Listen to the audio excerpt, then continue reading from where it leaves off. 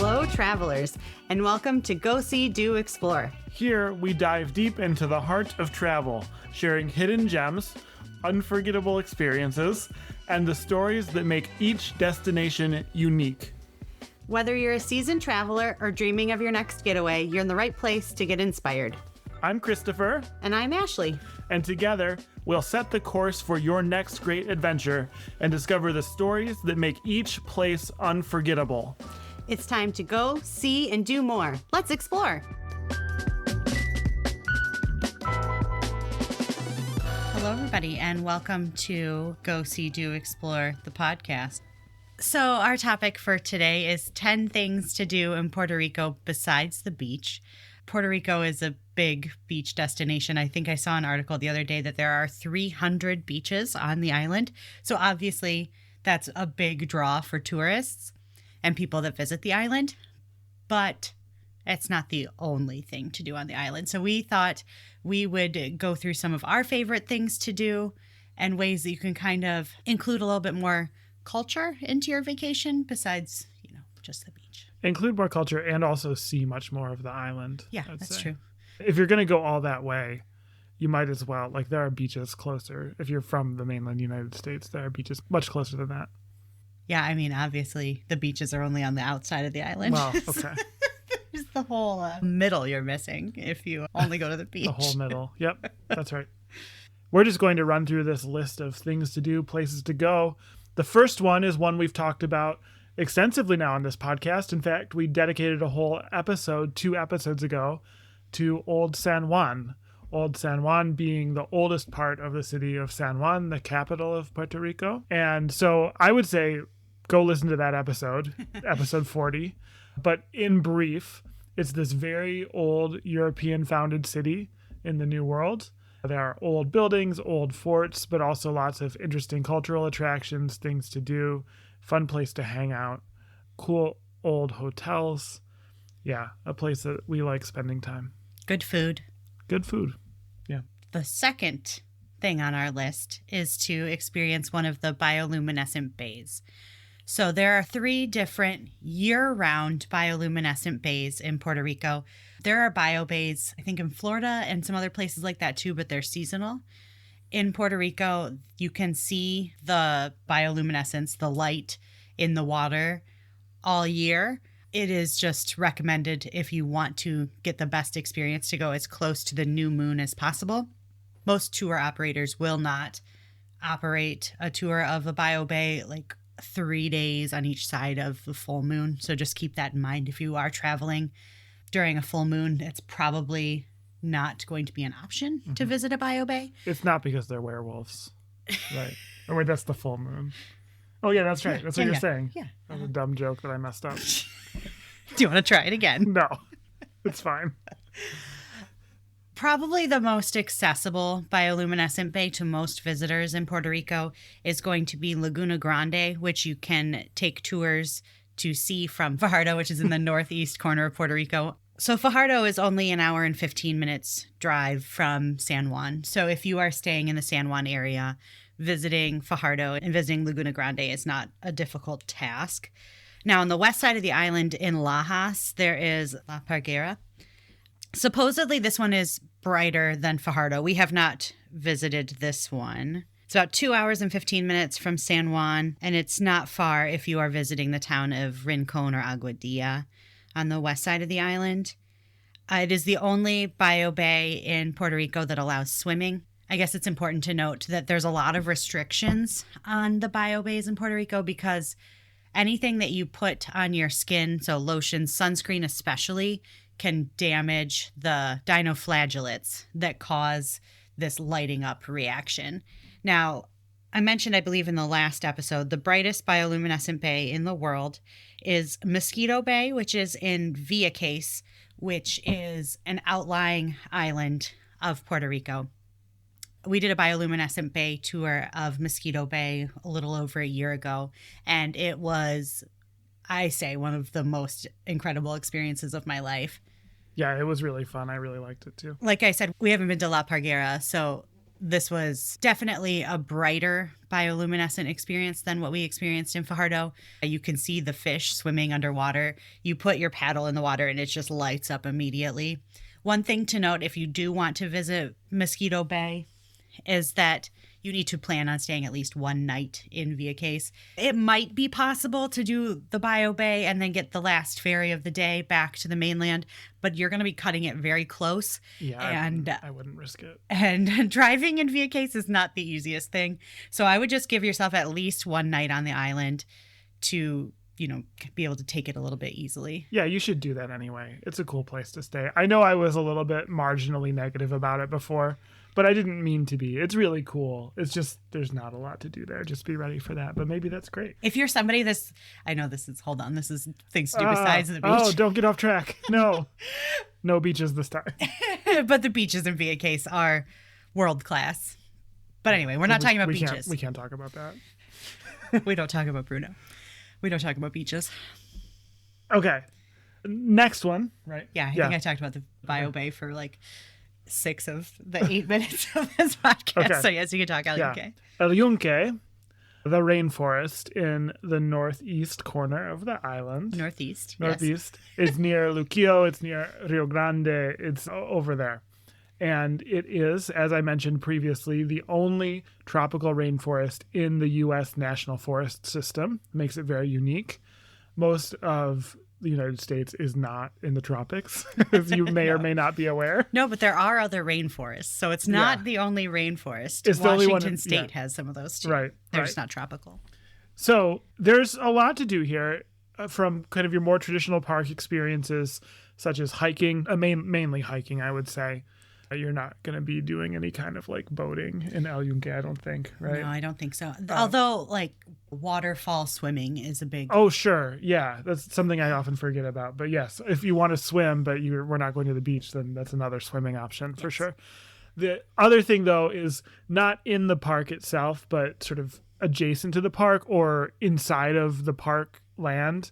There are often private parks, like recreation parks, where they have kind of your more traditional jungle fare, such as zip lining and ATVs and things like that. Most U.S. national forests are not one solid piece of land. They rather have like there's a piece of land, there might be private land in the middle of it. That's very typical for the national forest system, and El Yunque is just that way too. So there are what's that big one that you see signs for in Rio Grande? Garibaldi, yeah. Garibaldi. It's not Garibaldi, our friend from Italy that we saw everywhere. No. So there's that too. If you're into that sort of thing, you can certainly find that. When we visit El Yunque, we like to drive because there are a couple of scenic drives and interesting drives in terms of the quality of the roads sometimes. And then additionally, there are a couple different hiking trails we really like and some amazing views. You go up. This is not flat hiking. No. For sure. So expect to climb, expect to descend, but you're going to get some great views in the process. And Garibaldi. Yeah. There's no D.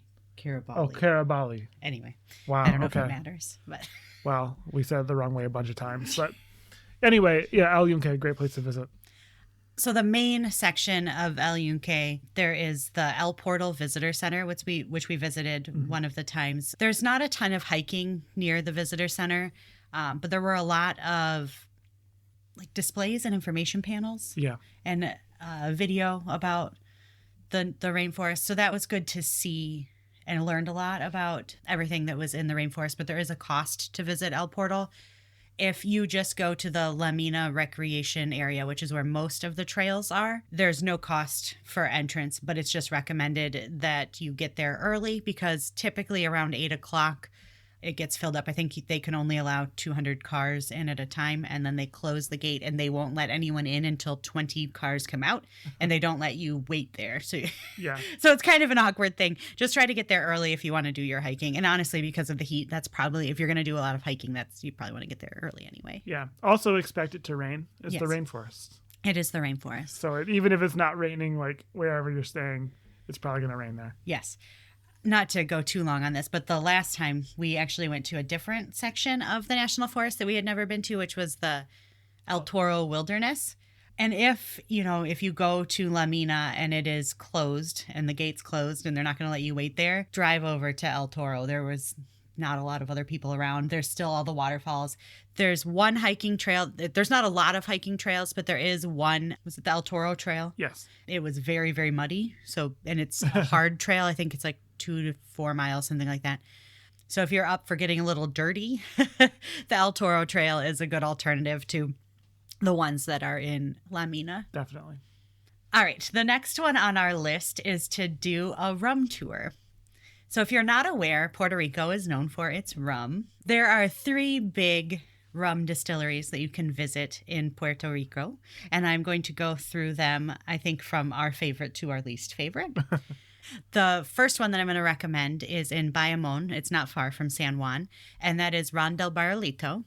Now, Chris could say that with a much better Spanish accent. Ron de Barrilito. Which means rum from the little barrel. Yes. And it has a really good history. It is, I think, the favorite rum of the people of Puerto Rico. It seems that way. They all seem to really, really like it. It's a more small batch than some of the other ones, and it is one that is very hard to get your hands on in the States. So if you're interested in kind of that like small batch craft spirits, I would recommend Barrilito. Yeah, I would also say, before you go on, that it tastes like rum for sure, but the flavor profile is different from kind of a typical Puerto Rican dark rum, or I shouldn't say Puerto Rican maybe, but like it's sort of a typical dark rum. It's almost a spiced rum. It's not a spiced rum, but just their process pushes it in that direction. And they self-describe, I think, as whiskey-like. So if you like bourbon or some of those, Ron de Barrilito is in that family, I would say. They have a couple different grades. Like they have 2-star, 3-star, 4-star, which is very expensive. We can only get 3-star here, and it's pretty expensive, like in Michigan. But it is not bad there, especially at the duty free. I was going to talk about that. Okay, well, we can wait and talk about it. So the second one that I would recommend, if you have a little bit more time to get out of San Juan, in Ponce, which is on the southern, kind of the central southern part of the island, is Don Q, which you've probably heard of. Their flavored rums are big around here. Mm-hmm. And they're like the big rum distiller that does it all in Puerto Rico. Yes. In one facility, they said. Everything happens in one facility in Ponce for the whole world. Yeah. We just did this tour last time, and we really enjoyed it. So at Barrilito, we did I think it was like the Heritage Tour or something like that, where we got a tour of their like grounds. We went to the barrel room, and they kind of told us about the history, and then we got a cocktail at the end. At Don Q, we got a cocktail at the beginning. We got to taste some like barrel strength rum, and then a mixology class where you made 2 cocktails. Yeah. And this, I believe, was like half of the price per person as the Barrilito tour. Yeah. I think just because you're outside of San Juan. For sure. If you have the time, I would recommend the Don Q tour. Not that I didn't enjoy Barrilito. I would recommend that one as well. Obviously, that was the first one I mentioned. But do both if you can. Yeah. If you just want to spend your whole time in Puerto Rico going from distillery to distillery. 2 trips. You can do it on 2, like we did on 2 trips. But. The third one that is, I think, probably the most popular tour is the Bacardi tour, or as they tell you, Bacardi. Bacardi. The reason that this one isn't higher up on my list is that it's just so mainstream, for one. Like, we can find Bacardi anywhere. And it's also maybe a little overhyped. Yeah, I don't maybe have as much of an axe to grind with them as you seem to.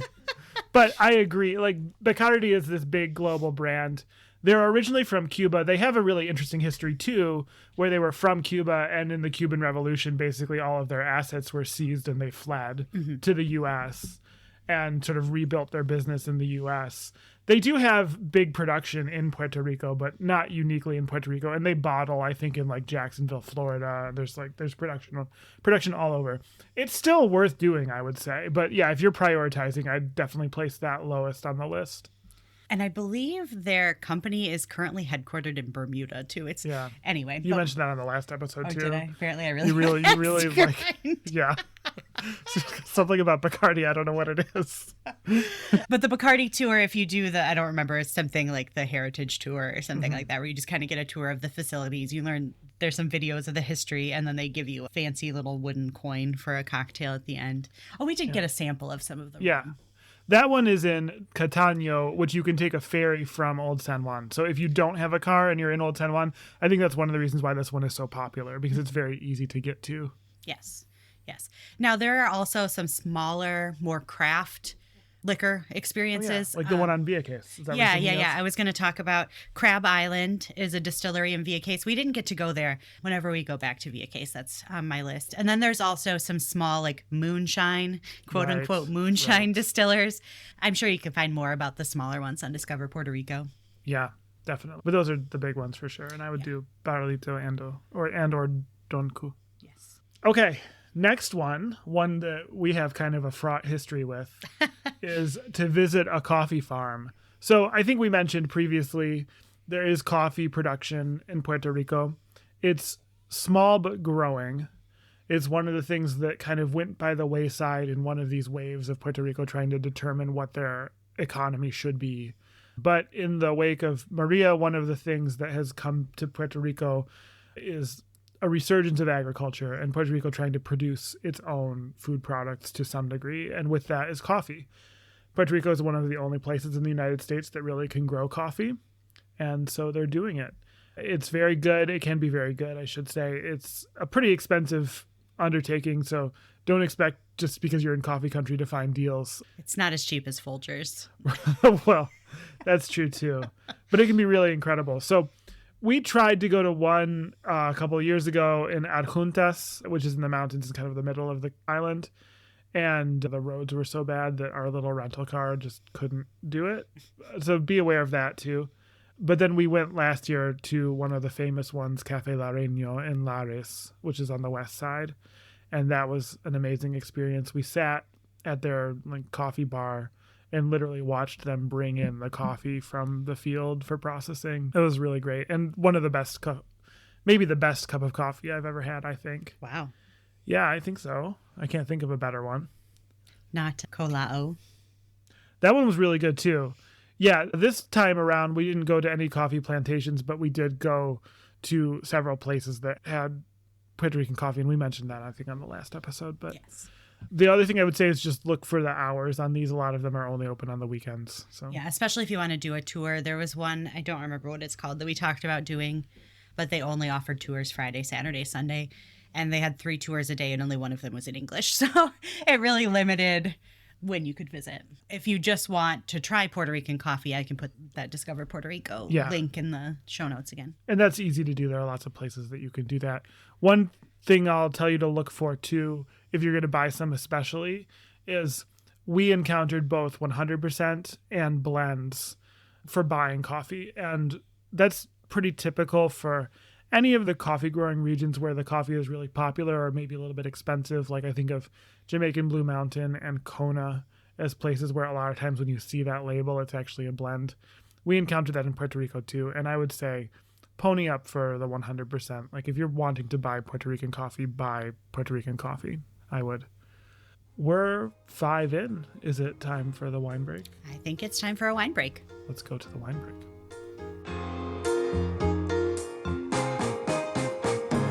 We're here for the wine break. This is another one of those wine breaks where we break the rules. There were air quotes that you couldn't see when he said wine break. Yeah. So, given that we've been talking so much about Puerto Rico, we thought we should have the Puerto Rican cocktail, which is not wine, but a pina colada. And we have it specially made today in a pineapple. Since you didn't get your drink in a fruit when we were in Puerto Rico. That's right. I did it here at home. Okay. Should we try? Sure. That's good. It's pretty good. Pina coladas are never my go-to drink because they're typically frozen. And I just don't enjoy a frozen drink because you drink all of it and then you still have all that ice junk. But when we did the Don Ku tour, I mentioned that part of it was a mixology class, and they taught us how to make a pina colada on the rocks, which I really liked. Yeah, it's pretty similar to a painkiller in terms of what's in there and how it's made. I was looking up recipes today, and I made a Don Ku recipe. It's a little different than the one we made. There's an extra ingredient. Do you know what it is? I saw the bitters on the counter. Is it bitters? Yeah, it's bitters. So that was in the Donku recipe online. It's not traditional, I don't think. And the one we made there, they didn't have us put it in. But Should you talk about the recipe and how you made this fruity cocktail? Sure. So it's just rum, and I used the Donku Gold, which is the original formula of Donku, before white rum was all the rage. If you're familiar with white rum, it was basically engineered to compete with other clear liquors. So Donku Gold is just like the original formulation of Donku. And then I used pineapple juice. We buy pineapple juice in small cans at Costco, so it was really easy. For when we're in the tiki drink mood. Right. And then coconut cream, not to be confused with cream of coconut. Or coconut milk. Those are all different. I used Coco Lopez, which is the classic. I prefer there's actually one in a squeeze bottle. It's easier to keep around, but Walmart did not have that. So we have Coco Lopez, the original. And then the bitters, like I said, that's it. Shake it up, put it in a fruit. I feel like the bitters kind of take the sweetness down a bit. Yeah, which makes sense. Yeah. Which is nice because pineapple and coconut are both very, very sweet. And if you've never had Angostura, it's basically like tropical warming spices. So it always gives a nice like tropical flavor, but also like a clove, nutmeg kind of a flavor. I like it. But yeah, so even though it's the middle of winter and we're in Michigan, we are enjoying a pina colada. This is actually when I prefer these kinds of drinks, is in the winter. That's true. Yeah. Okay. Good wine break. Pina colada. We'll be back to wine next week. All right, we're back with some more of our top things to do in Puerto Rico that aren't the beach. This next one on the list is beach adjacent, I will say. Uh-oh. But we're going to go into the water and we're going to snorkel or scuba.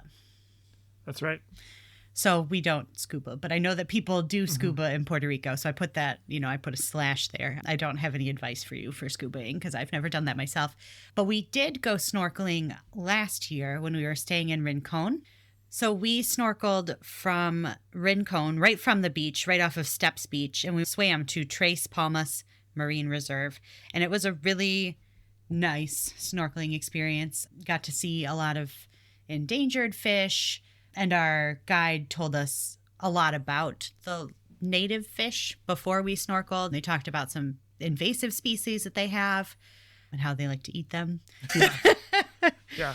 But if you are another part of the island, there's a lot of snorkeling from Fajardo, especially if you don't mind taking a boat. So there is a small deserted island not far from Fajardo, and it's Icacos Island, where a lot of people will go kind of for a day trip or a half-day trip, and you go snorkeling around there.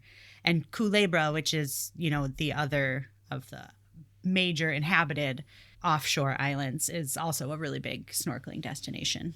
I'm not sure I knew that. Yeah. It makes sense. I'm not surprised. That's why I was trying to get you to go to Culebra this last time. I know. Next you time. really didn't want to go. It's not that I didn't want to go. We don't need to get into this in the podcast. I would love to go to Culebra sometime. I just didn't feel like this trip with a relatively limited amount of time was the one to do it, if I need to defend myself on the podcast. And in the southern part of the island, La Paraguera, which is also where the Bioluminescent Bay is, there is some snorkeling over there as well. Yeah, I think that Tres Palmas one was the best snorkeling I've ever done. We haven't done a ton of snorkeling, but we have done, other snorkeling. That was definitely the best one. And there are even places, if you're staying in San Juan, you can find guided tours that'll pick you up in the city and take you snorkeling as well. So there's, like I mentioned, 300 beaches. There's lots of good things to do in the water. Definitely. But don't step on the beach because this episode is avoid the beach. Avoid the beach. So you have to get dropped in or something. It's an Operation Dumbo Drop situation. Yeah, exactly. It's exactly. They actually based that movie off of this. All right, my next one is one of my absolute favorites, La Ruta de Lechon, or the Pork Highway, as you'll see it in English. So, I think we mentioned this before. One of the traditional foods of Puerto Rico is lechon. Lechon is suckling pig that has been rotisseried. And so, there are lechoneras all over Puerto Rico where you can get lechon. It's very popular around Christmas, but it's available year-round.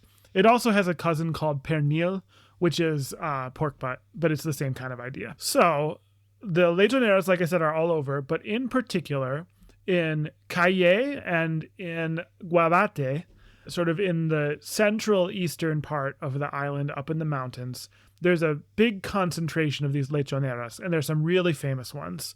Ranchero, and then there's like a new ranchero, and then the one that we really love, Lechonera Los Pinos, which means the pines. Those are there in Guabate, and it's an amazing experience both from a food perspective and a culture perspective. From a food perspective, you're eating this very traditional food of Puerto Rico that is super delicious. And the sides, too. Like, I wish this is what we ate for Thanksgiving instead of dry turkey, right? There's amazing pork and then these rice dishes and these starch dishes. And they have sausages and all this. It's amazing food. But also culturally, too, like, this is a little off the beaten path. In our experience, it's not like we've been the only tourists there necessarily, but it's not... this is a long way from the cruise dock, if you know what I mean by that. We're really hating on cruise people these cruise episodes. People, I love you. I'm one of you, but come on.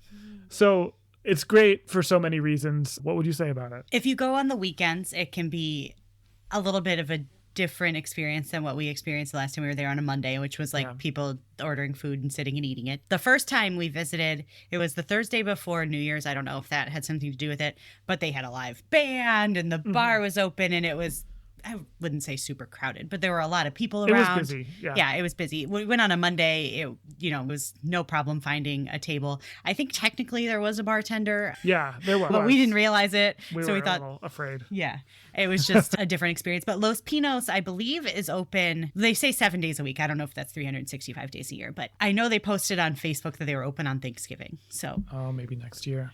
Thanksgiving in Puerto Rico. Yes. So, yeah, that's one of the reasons why we headed back to Pinos, was because they knew that it would be open, being a Monday. But yep. Yeah. So another thing that Puerto Rico is known for is its festivals. Yes, they have a lot of them. They have a lot of them. And the people of Puerto Rico know how to party.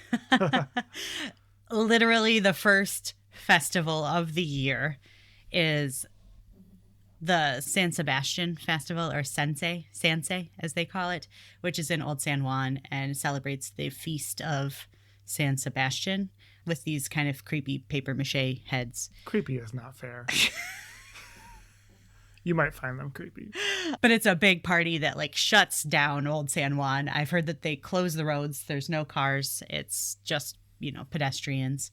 But then there are other festivals throughout the year in other parts of the island. In March, there is the festival of the Almohabanas, which is a fritter from Lajas, Puerto Rico. So you can go into the middle of the island, the mountain regions, and experience some of the local culture and the local food.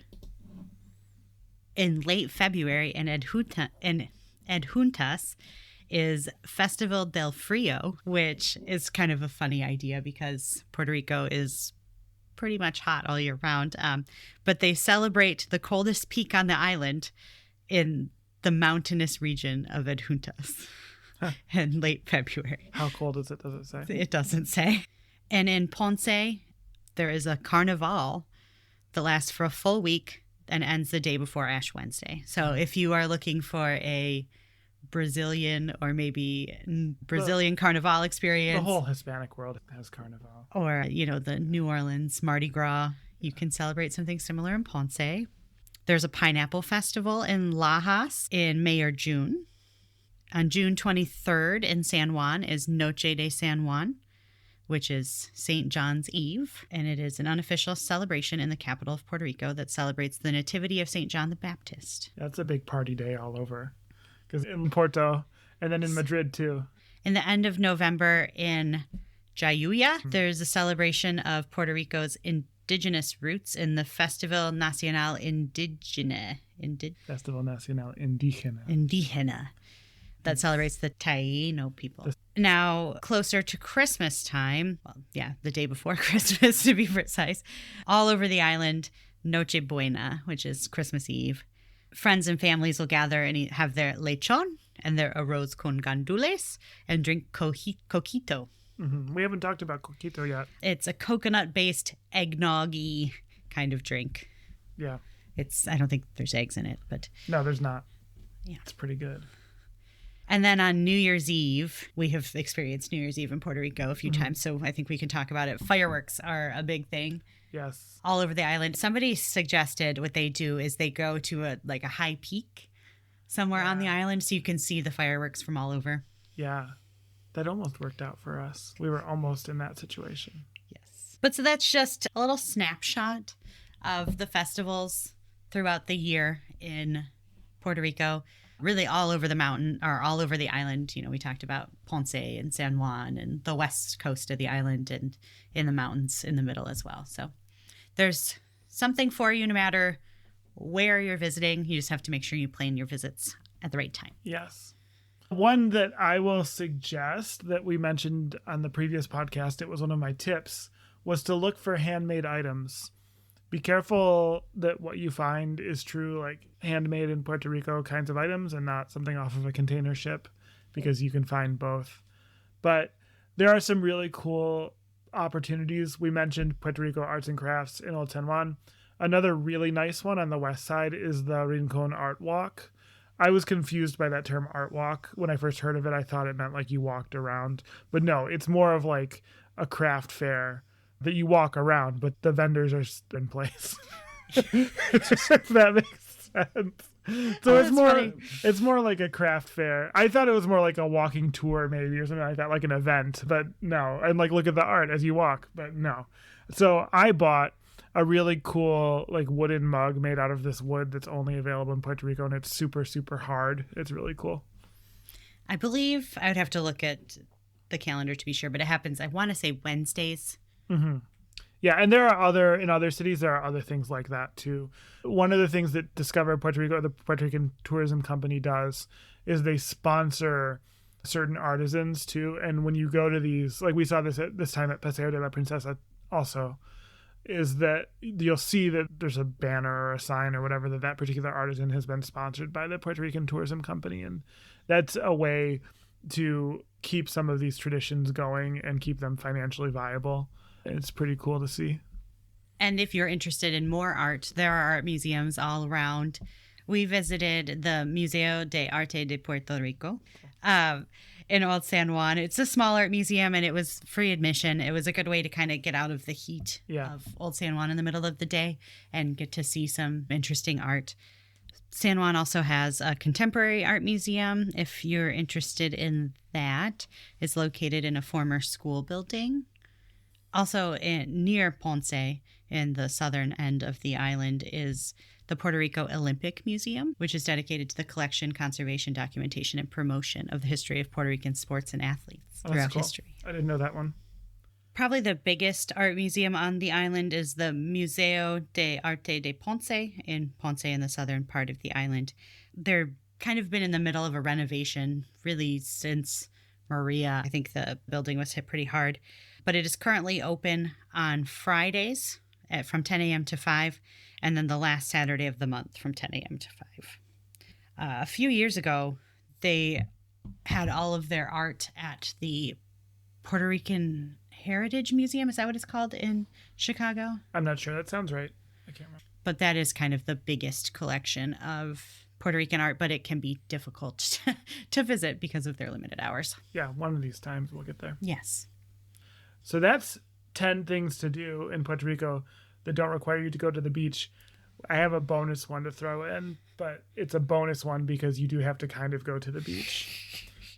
But it's not going to the beach. It's just at the beach, which is the kiosks, the Luquillo kiosks, the kioscos. This is like, I don't know, like 40 or so stalls of just different food. Some of them are counter service. Some of them are sit down. Some of them are very traditional Puerto Rican food. Some of them are like, I don't know, pizza or something like that. Irish pub, Irish pub, yeah. But it's a really fun place to go get food, walk around, try different things. It's always a fun time. We really love the kiosks. And you're at Luquillo Beach, so if you did want to go to the beach, you certainly could. But you don't have to. Well, a lot of times we don't. We just go to the kiosks. We just enjoy eating and looking at the beach. That's right. So those are 10 things to do when you visit Puerto Rico and you need a little break from the beach. Okay. 10 plus 1.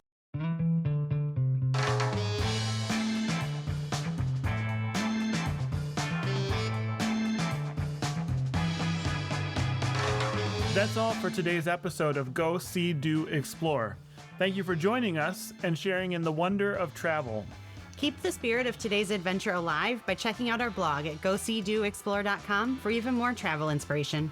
Don't forget to rate and review us wherever you listen to your podcasts. It really helps fellow travelers find us and join our community.